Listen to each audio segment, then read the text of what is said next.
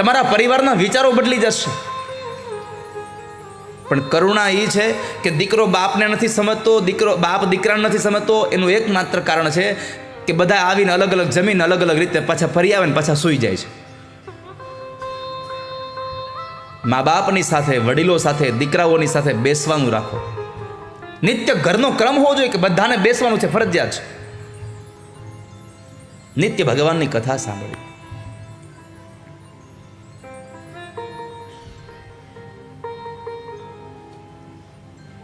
આ 2 વાક્યો 2 શ્લોકમાં કીધા એટલે ધુંધુકારીની આ પીડાથી પીડિત થયેલો આત્મદેવ બ્રાહ્મણ ઘર છોડી નીકળી જાય છે. ધુંધુકારી એની માને દુઃખ આપે છે. જ્યારે માને દુઃખ આપ્યું, મા પાસે પૈસા માંગ્યા, માએ પૈસા ન આપ્યા, એની પાસે પૈસા નહોતા તો એને સળગતું ઉબાડિયું લઈને મારવા દોડ્યો. મા રડવા લાગી છે. માએ પણ નક્કી કર્યું કે હવે મારે નીકળી જવું છે, પણ ઘરમાંથી નીકળવા દેતો નહોતો. એક વખતના સમયે સંધ્યા સમય હતો, થોડું થોડું અંધારું થયું હતું અને એ અંધારામાં આત્મદેવ અહીંયા ધુંધુકારી મદિરા પાન કરીને આવ્યો ઘરમાં. બેભાન અવસ્થામાં પડ્યો છે. માએ સમય જોઈ અને મા ઘર મૂકીને નીકળી જવા તૈયાર થઈ, પણ માતૃત્વ હૃદય હતું ને, મા હતી ને, એટલે જતા જતા જે દીકરો એને હેરાન કરતો હતો, મારતો હતો, એ દીકરાના કપાળમાં ચુંબન કરતી ગઈ.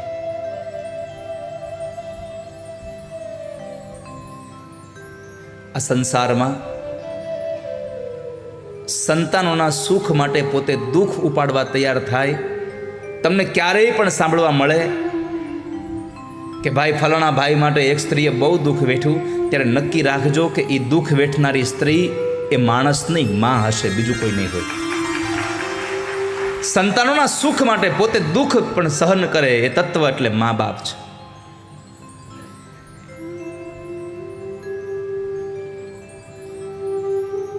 પોતાના મા બાપ માટે આપણે કેટલી આપણી ફરજો.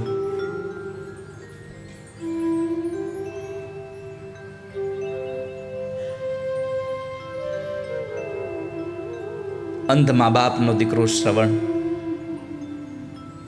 દીકરાઓની ફરજ કેટલી છે. અંધ મા બાપનો દીકરો શ્રવણ.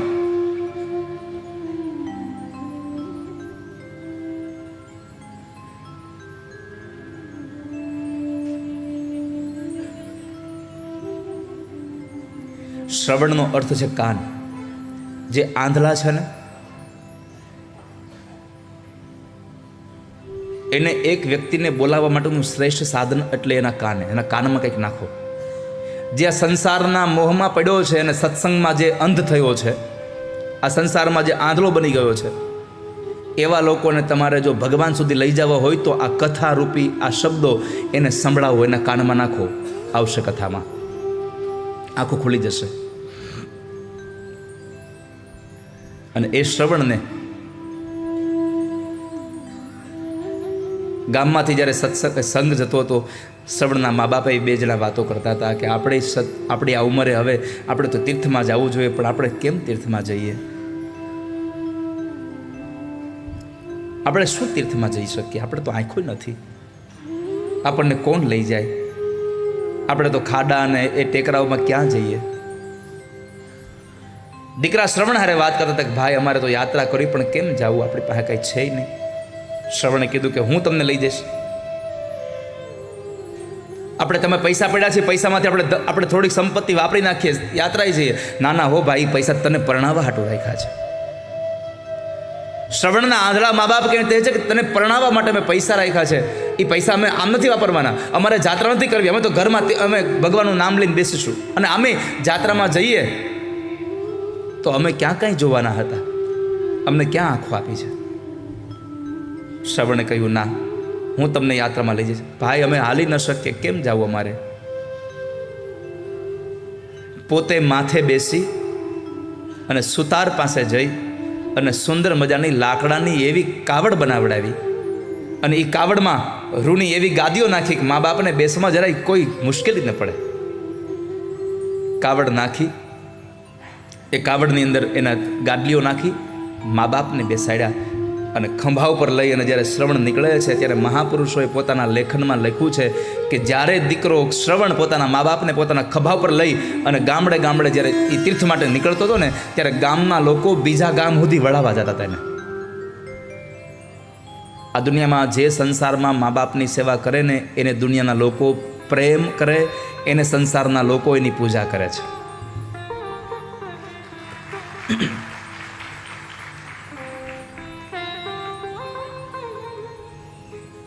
જે તીર્થમાં લઈ જાય ને ત્યાં જઈને એ તીર્થનું એટલું સુંદર વર્ણન કરે કે પેલા અંધ હોવા છતાં પણ એને બધું દેખાતું હોય.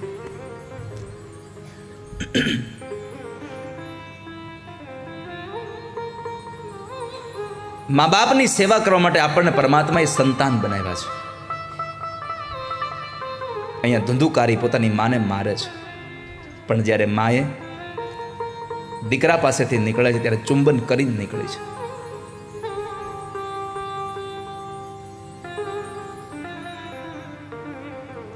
માં ગઈ, જંગલના માર્ગમાં ચાલતી થઈ, ખબર ન રહી, અંધારા કૂવામાં પડીને મૃત્યુ પામી છે. માં મરી ગઈ. માં મરી તો ગઈ,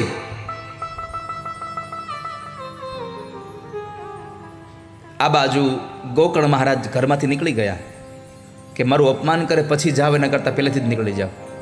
ગોકર્ણ મહારાજમાં યાત્રા કરવા નીકળ્યા, ગયાજીમાં જઈને શ્રાદ્ધ કરે છે. અહીંયા ધુંધુકારીને 5 ગણિકાઓ સાથે સંગ થયો, રાજાનો ખજાનો તોડ્યો અને એ જ સ્ત્રીઓએ એને હાથ અને પગ દોરડાથી બાંધી દઈ અને એના મોઢામાં અગ્નિના અંગારાઓ નાખી અને એને મર્યો, પ્રેત બન્યો. આ સંસારમાં જેના કર્મ સારા ન હોય ને એની ગતિ સારી ન હોય કોઈ દિવસ. હું તો તમને એટલી પ્રાર્થના કરીશ કે ભગવાનથી નહીં ડરો ને તો ચાલશે, પણ તમારા કર્મથી ડરજો, કારણ કે ભગવાન માફ કરશે, કર્મ નહીં છોડે. કર્મ પ્રધાન વિશ્વ કરી રાખા. આ સંસારમાં કર્મ પ્રધાન છે. રામના પિતા દશરથે શ્રવણને બાણ માર્યું, શ્રવણ મર્યો, એના બદલામાં પાણીનો એક ઘડો લઈ અને એના અંધ મા બાપને દેવા જાય. બોલતો કેમ નથી ભાઈ તું કાંઈ? ખૂબ ગંભીર અવાજે મહારાજ દશરથે કહ્યું કે તમારો દીકરો મારા હાથે મરી ગયો છે, હું તમને પાણી આપવા આવ્યો છું.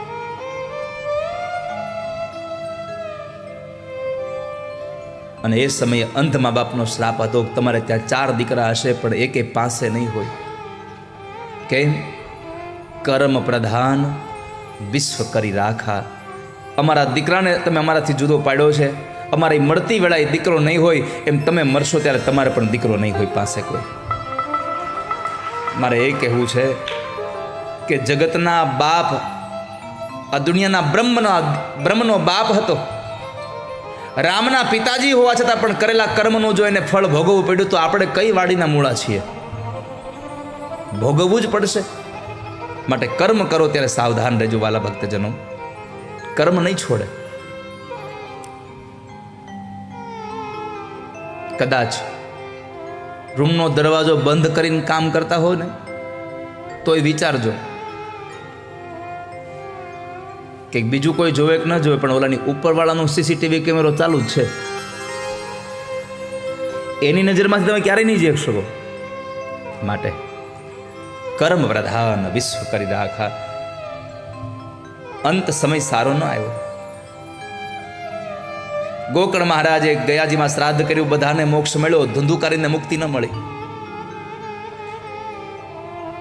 હવે તમે વિચારો તો, ગયાજી જેવી ભૂમિ હતી, ગોકર્ણ મહારાજ જેવો મહાપંડિત જ્ઞાની હતો, અને છતાંય એવા કર્મ કર્યા હતા તો ધુંધુકારીને મુક્તિ ન મળી. તો આપણા દીકરા ગયાજીમાં નથી જવાના ને આપણા દીકરા ગોકર્ણ નથી, તો શું કરશો? માટે સાવધાન થઈ જાજો. 50 ગાયોના એ ટોળાની અંદર પણ એક વાછડાને અહીંથી છૂટું મૂકો એટલે 50 ગાયોના ટોળામાં રહેલી એની માને ગોતી જ લે. એમ તમારું કરેલું કર્મ કરીને તમે ગમે ત્યાં સંતાઈ જશો ને તો તમારું કર્મ તમને ગમે ત્યાંથી ગોતી લેશે કે હાલ તે કર્મ કર્યું હતું, ભોગવ ફળ. માટે સાવધાન રહીએ.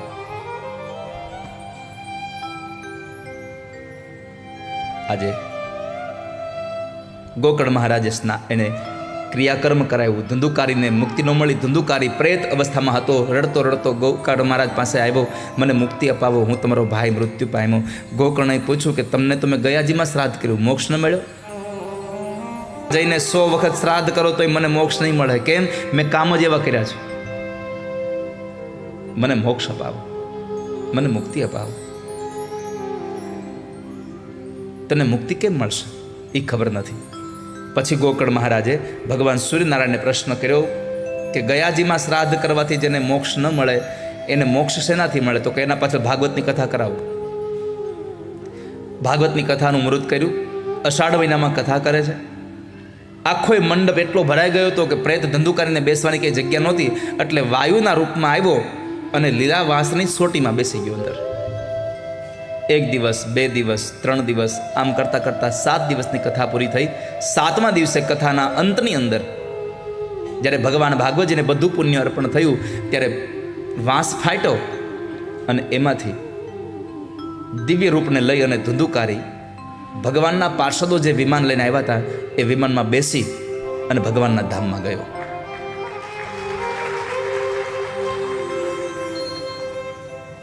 હરખાતો ભગવાનના ધામમાં ગયો. કેમ? ભગવાનની કથા સાંભળીને. આજે કહેતા મને આનંદ થાય છે. અહીંથી જવાનું તો બધાને છે. કોરોનામાં કેટલા લોકો ગુજરી ગયા.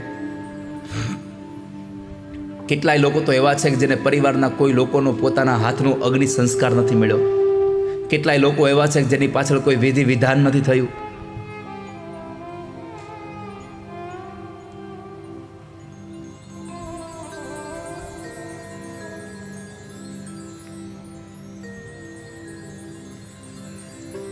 દરેક ગામમાં એવા એક લોકો હશે કે જેની પાછળ કોઈ વિધિ વિધાન પણ નહીં થયા હોય. કોરોના વખતે એક મહાત્માજી ભિક્ષાવૃત્તિ માટે ગામમાં ફરતા હતા. એમાં બરાબર જ્યાં ભિક્ષાવૃત્તિ જેના ઘરમાં આવ્યા હતા, આંગણામાં ઊભા હતા, ત્યાં એનો પતિ, એ સ્ત્રી ભિક્ષા દેવા આવી એટલે એનો પતિ બરાબર આવ્યો કે તું મને પહેલાં જલ્દી પૈસા દે ને, મારે પૈસા જોઈએ છે. એટલે સ્ત્રી ઘરમાં ગઈ અને સીધા પૈસા આપ્યા. પતિ જતો રહ્યો. મહાત્માજી પૂછ્યું કે બેટા તારો પતિએ તો તે પૈસા કેટલા આપ્યા એને? મહાત્માજી મેં નથી ગણ્યા. કેમ? અરે મારો પતિ છે, પછી એમાં શું ગણવા?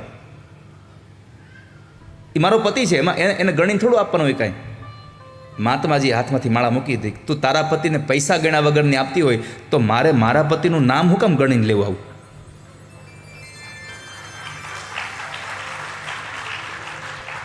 મારે મારા પતિનું નામ ગણીને નથી લેવું. એટલે જ્યારે એક આંકડો એવો આવશે ત્યારે અહંકાર આવી જશે કે ઓ આટલી કથા થઈ ગઈ મારી. કોઈ આંકડો જોતો નથી આપણને. વાલાની મરજીમાં રહેશું, ઈ જેમ કે એમ કરીશું.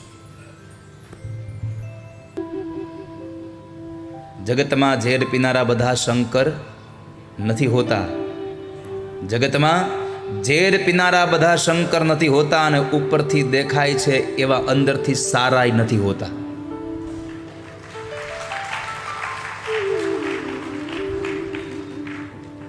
ત્યારે જે કાંઈ ફી નક્કી થાય છે ને, એટલે આ મંડપનો ખર્ચો અમારી માથે ન લગાડતા. આ ટીવી મૂકી આવડી આખા રૂમ જેવડી એનો ખર્ચો અમારી માથે ન લગાડતા કે આ બધું દાદાનું હોય છે. દાદા તો પોથી લઈને આવે છે, ઠાકોરજીને લઈને આવે છે. બાકીની જે પણ કાંઈ વ્યવસ્થા એ ધન ખર્ચે છે ને એ બધું આ શૂટિંગમાં, સાઉન્ડમાં, સંગીતમાં, બ્રાહ્મણોમાં, આ મંડપમાં, આ પંખામાં, આ લાઇટોમાં, આ વ્યવસ્થામાં નાખે છે. મારો 1 રૂપિયો ફી નથી. 7મા દિવસે એ પરિવાર જે ભાગવતજીને દક્ષિણા આપે ને એ જ મારી ભેટ છે, મારી કોઈ રકમ નથી.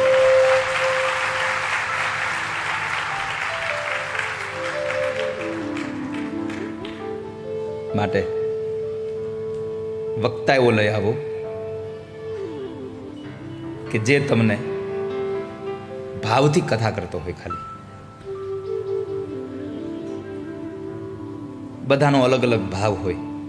મારો ઠાકોરજીની કથાનો ભાવ છે, શાક માર્કેટમાં એ બકાલાનો ભાવ હોય, હોનાની દુકાનમાં એનો ભાવ હોય. પછી તમે જે લેવા જાઓ ને એ પ્રમાણે પૈસા ખર્ચવા પડે. એ તો નક્કી હોય ને ભાઈ.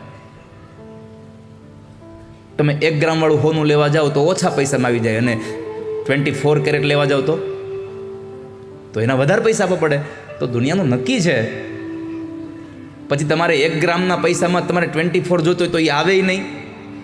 એટલે એમ ન કહેવાય અમને એટલામાં ન આવ્યું એમ. સીધી વાત. લાલા આ તું સાંભળજે.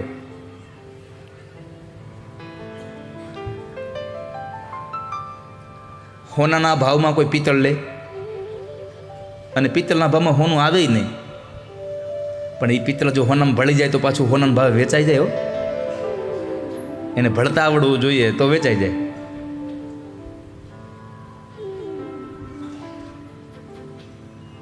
તો નિસ્પૃહી વક્તા લઈ આવો,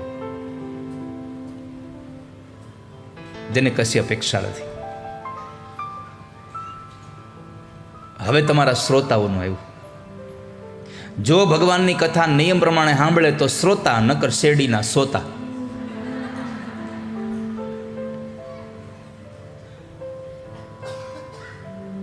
ભગવાન ભાગવતની કથાના શ્રોતાનો પહેલો નિયમ છે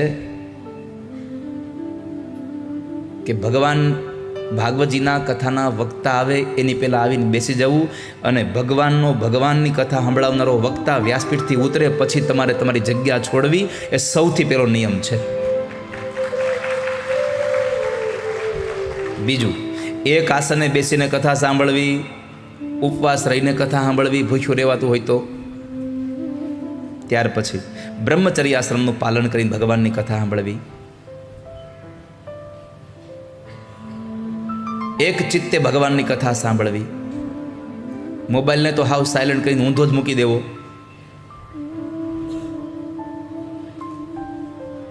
એને હાથમાં ન લેવો.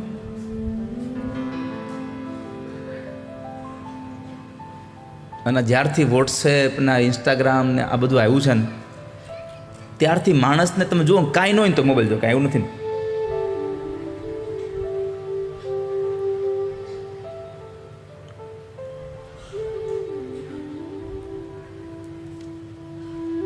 સૌથી અગત્યની વાત કરી કે ભાગવતના શ્રોતાઓએ કામને છોડવો.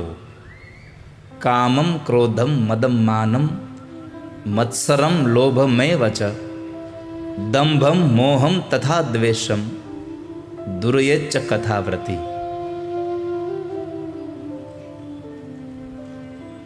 કામને છોડવું, ક્રોધને છોડવું, અભિમાન છોડવું, લોભ છોડવો, અને સૌથી વાત અગત્યની કરી કે ભગવાનના કામમાં લોભ ન કરવો કોઈ દિવસ. ઠાકોરજીના કામમાં લોભ ન કરશો ક્યારેય.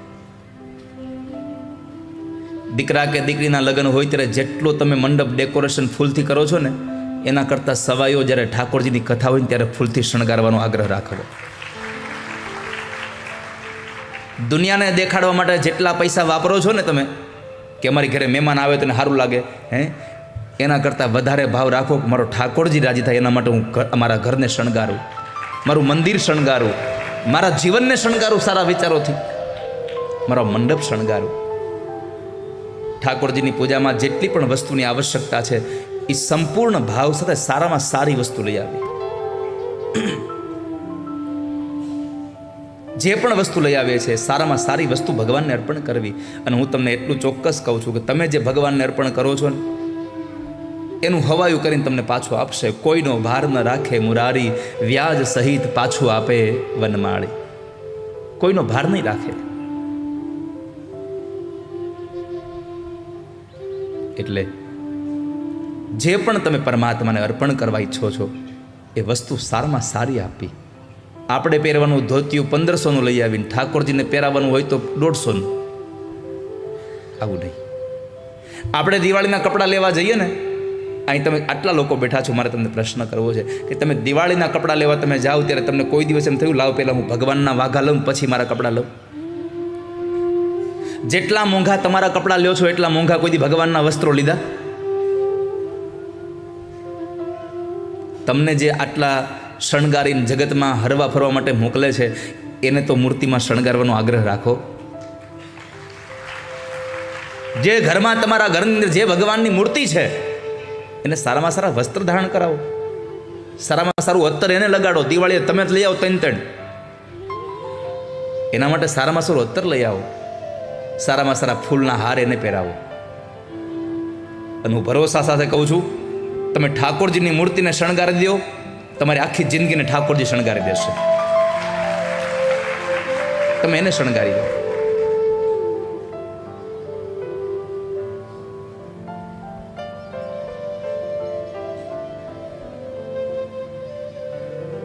ભાગવતજીમાં લખ્યું છે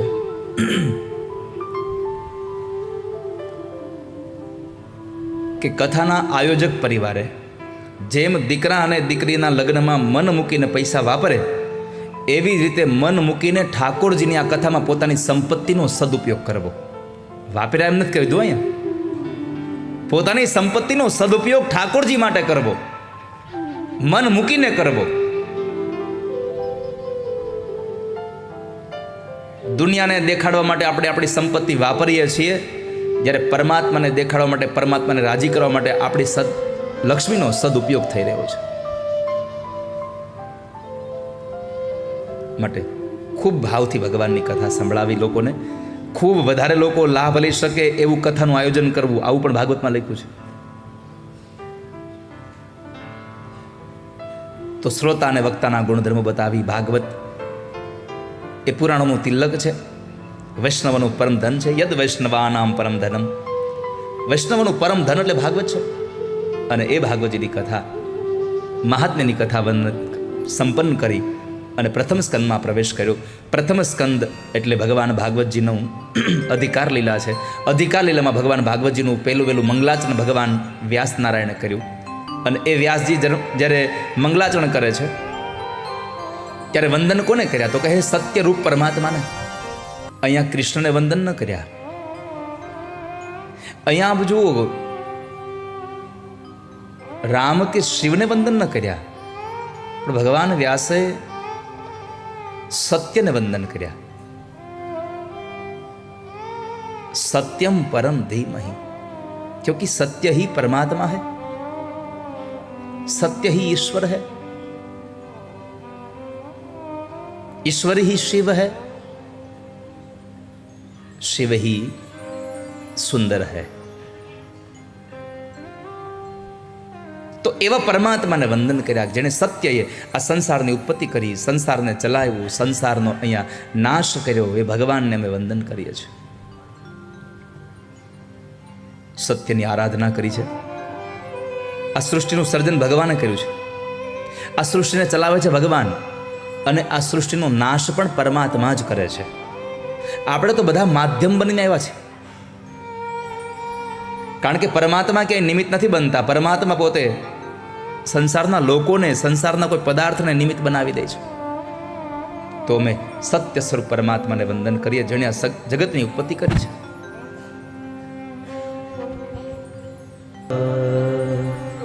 જેણે આ સૃષ્ટિ બનાવી એ જ ચલાવે છે.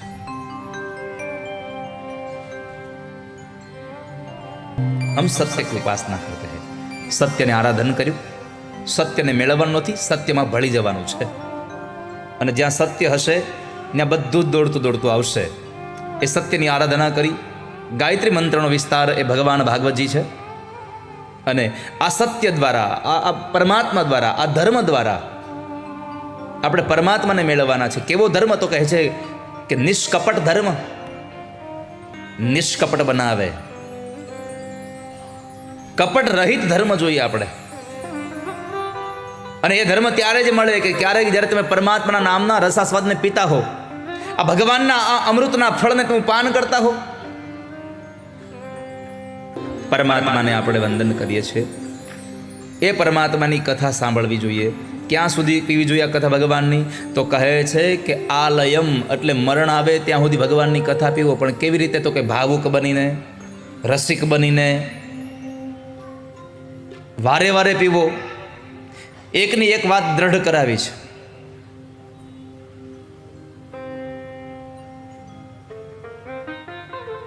વેદને લાગેલું આ ફળ, નિગમ એટલે વેદ, વેદનું ફળ એટલે ભાગવત. આ વૃક્ષ ભાગવતનું, આ ભાગવત ફળ છે. અને એવું ફળ છે કે જેને પોપટે ચાખ્યું છે. આપણને ખબર, આપણી કહેવત છે કે પોપટ જે ફળ ખાય ને એ મીઠું બહુ હોય. હુડાનું ખાધેલું છે. તો સુખદેવજી જેવા પોપટે આ ફળને ચાખ્યું છે. તો એવા ફળને આપણે પીવા માટે બેઠા છીએ. ત્યારે શૌનકાદિક ઋષિ